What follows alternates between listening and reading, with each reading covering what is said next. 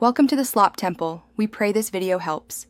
Start by gathering everything you will need for safe sticker removal today. Bring a hairdryer, a plastic scraper about 3.5 inches wide, a microfiber cloth, and 1 tablespoon vegetable oil.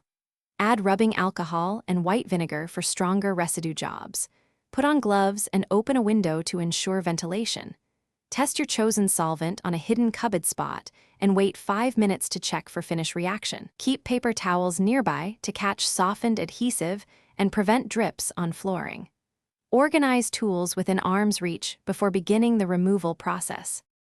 Start removal by heating the sticker edge with a hairdryer for about 45 seconds. Warm adhesive becomes pliable and separates more cleanly from the finish.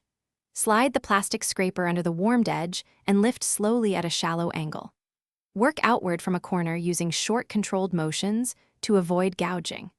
For stubborn residue, apply 1 tablespoon vegetable oil or rubbing alcohol and let it sit for 5 minutes. Gently rub with a microfiber cloth in a circular motion until the adhesive loosens.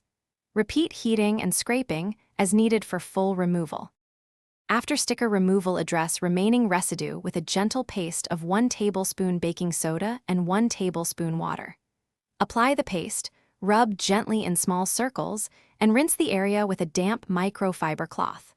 For a final clean wipe, the surface with white vinegar diluted 1:1 with water, then dry immediately to prevent moisture damage. Inspect the finish. If dullness appears, apply 1 teaspoon furniture polish or a matching touch-up marker in light strokes. Dispose of adhesive scraps and used cloths properly, and wash your hands after completing. Thanks for watching. Consider subscribing if we helped you.